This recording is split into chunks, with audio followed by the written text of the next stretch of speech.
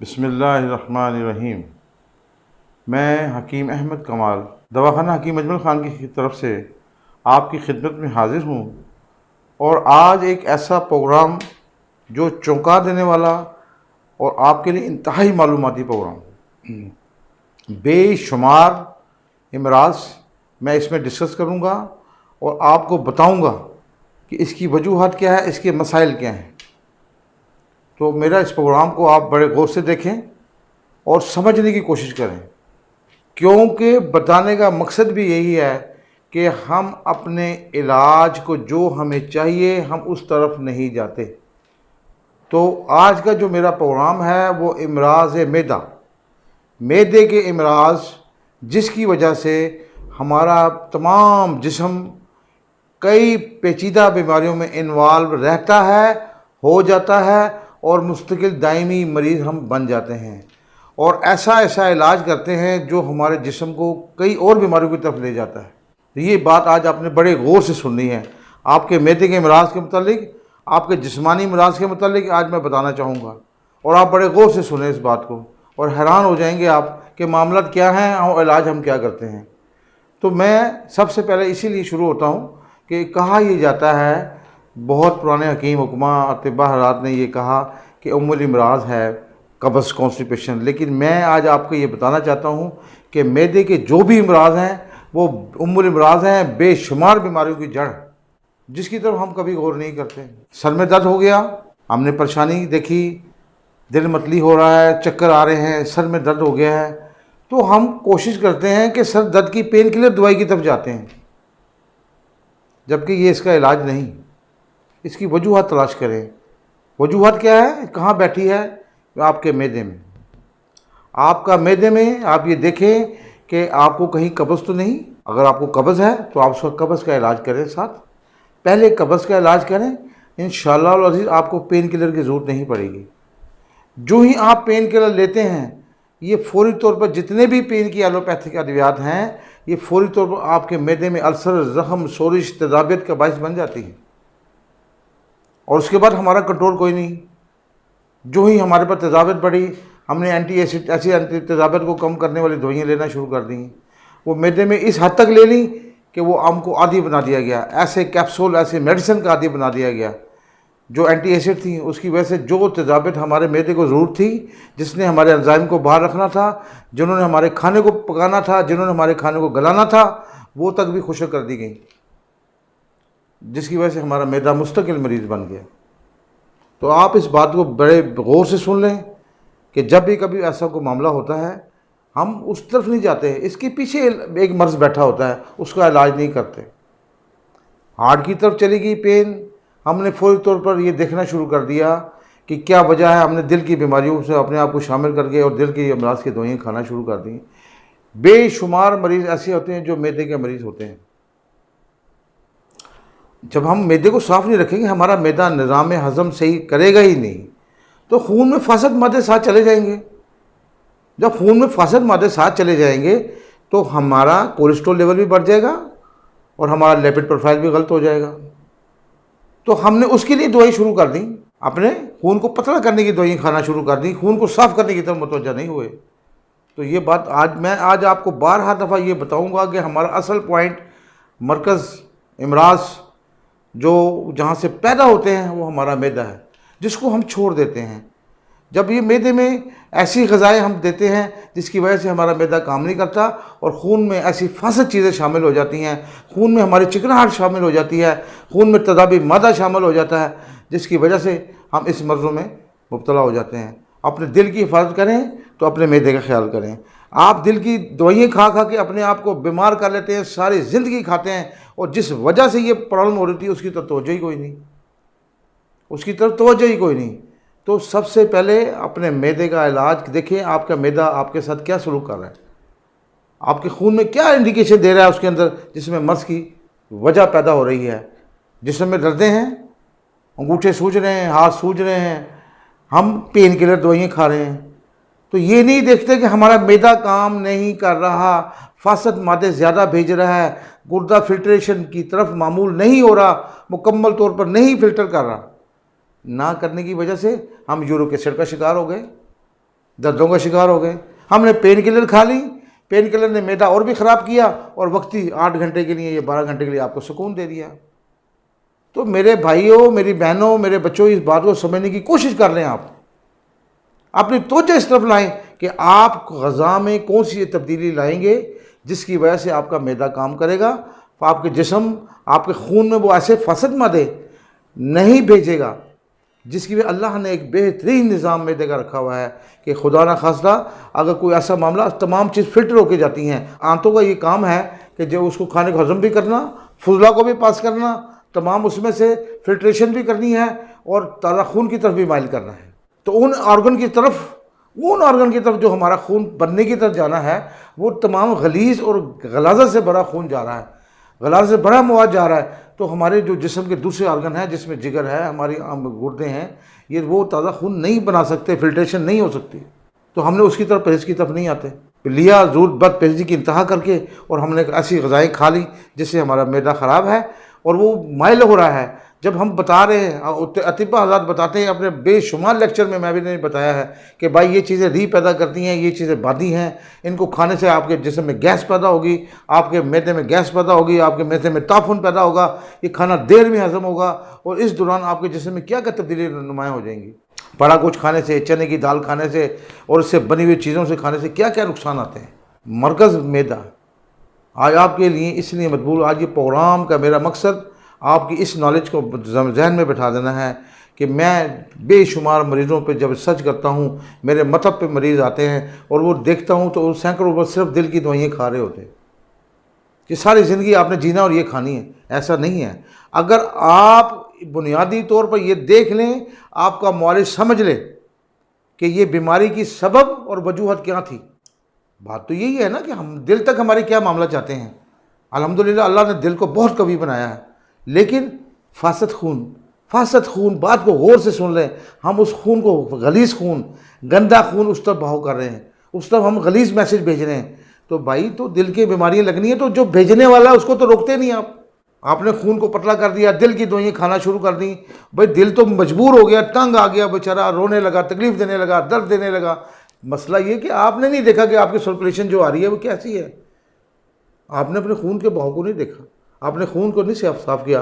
तो अपने खून को साफ़ करने के लिए क्या तरीक़ाकार होगा? हम मैदे को ऐसा मैसेज देंगे, ऐसी मेडिसिन लेंगे, ऐसी तरतीब इख्तियार करेंगे, खुराक में ऐसी चीज़ें शामिल करेंगे। अपने मौलिद से आप इस बात को डिस्कस करें, समझदार मौलिद से मिलें और उसको बताएं कि मुझे ये यूरिक एसिड की बीमारी है, मुझे कोलेस्ट्रॉल की बीमारी है, मेरे एंजाइम ख़राब हो जाते हैं, मेरे जिस्म में दर्दें होती हैं, मेरे पिल्लियों में दर्द होती है, सारी रात सो नहीं पाते, लेटने सारी पिल्लियों में दर्द शुरू हो जाती है, जिस्म में बेपनाह दर्दें आ जाती हैं, फेफड़ों के मर्ज़ लायक हो जाते हैं, जो ऊपर को गैस चढ़ती है, तबखीर ऊपर को चढ़ती है, आपके फेफड़ों को दबा देती है। उसकी वजह से आप एस्टमेटिक बन जाते हैं और मसाइल खड़े हो जाते हैं, आपके फेफड़ों में तकलीफ़ हो जाती है, आपके जिगर का निज़ाम ख़राब हो जाता है। वो जिगर नहीं कहाँ से ख़राब होना है? अल्लाह ने ये जो चीज़ें बनाई हैं मामूली नहीं है, लेकिन हमने इनमें इतना केमिकल दाखिल कर दिया, कहीं को पेन आ गई, कोई मसला खड़ा हो गया, तमाम ऐसी दवाइयाँ इस्तेमाल कर लेते हैं जिससे हमें नुकसान पैदा होता है।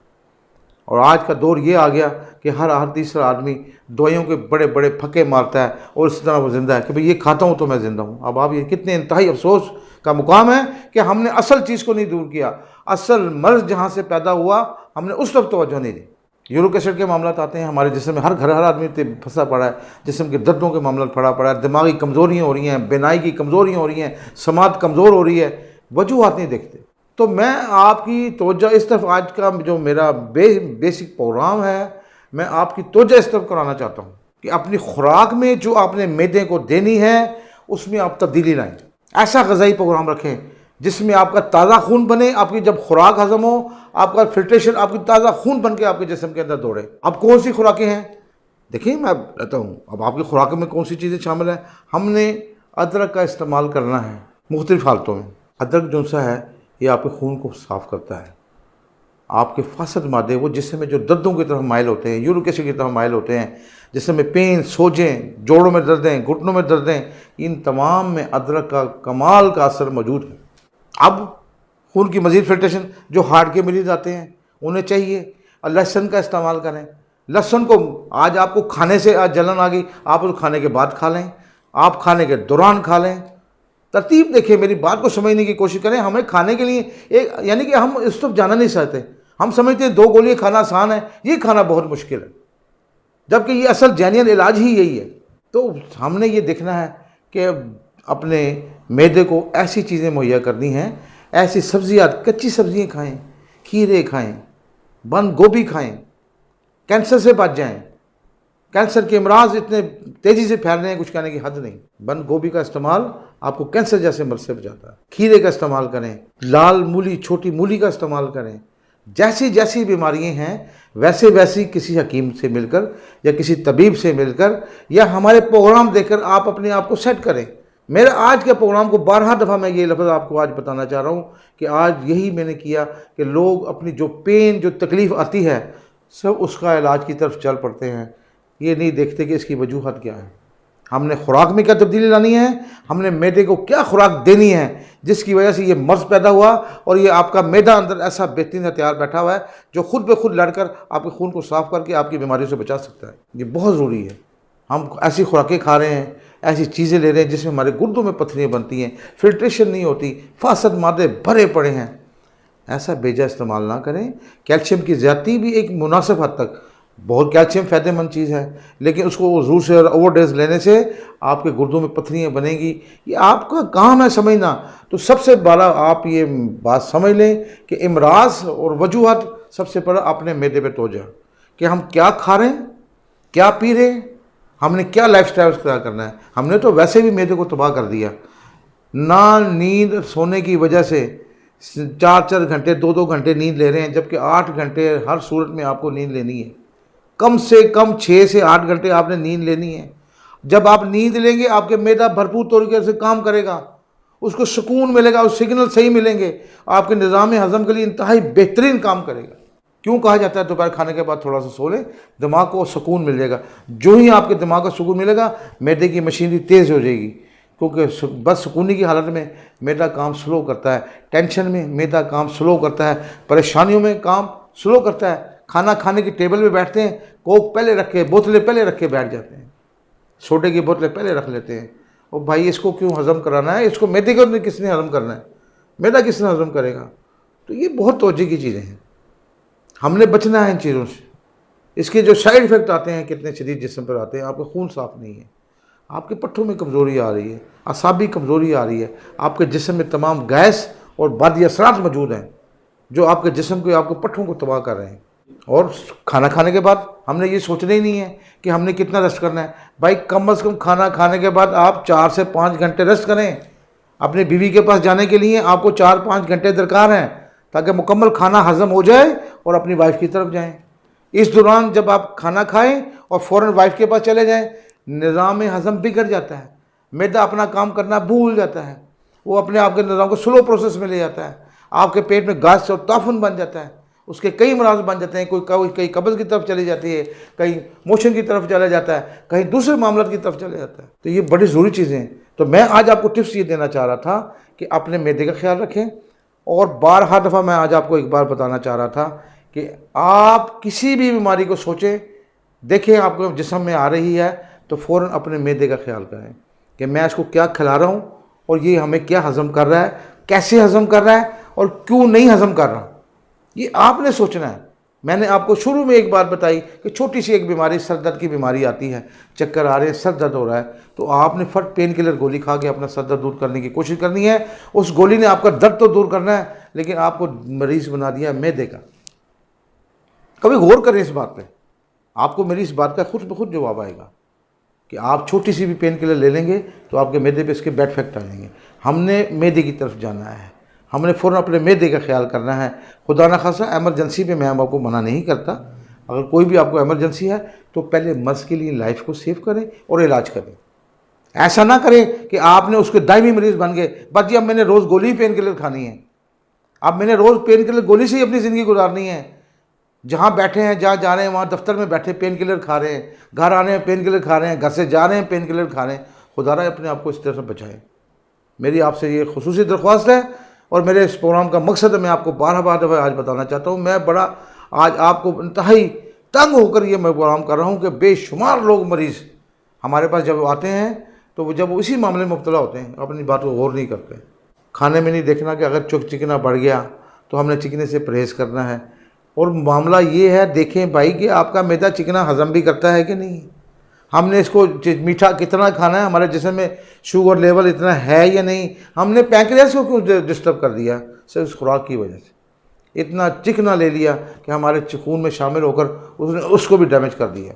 जिगर को क्यों ख़राब किया? हमने इतना गर्म चीज़ें, चिकनी चीज़ें लेकर हमने अपने जिगर के निज़ाम हज़म निज़ाम का जो एंजाइम सिस्टम है उसको भी ख़राब कर दिया। हमारे पित्त में पथरियाँ बन गई, इसी वजह से बन गई कि हमने खूब चिकना खाया और खूब ठंडा पानी पिया।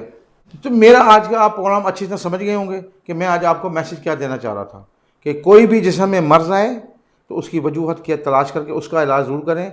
बज़ाहिर तकलीफ़ का इलाज में आप मुकम्मल फ़ाका हासिल नहीं कर सकेंगे, वो वक्ती फ़ाका होता है। एक बात।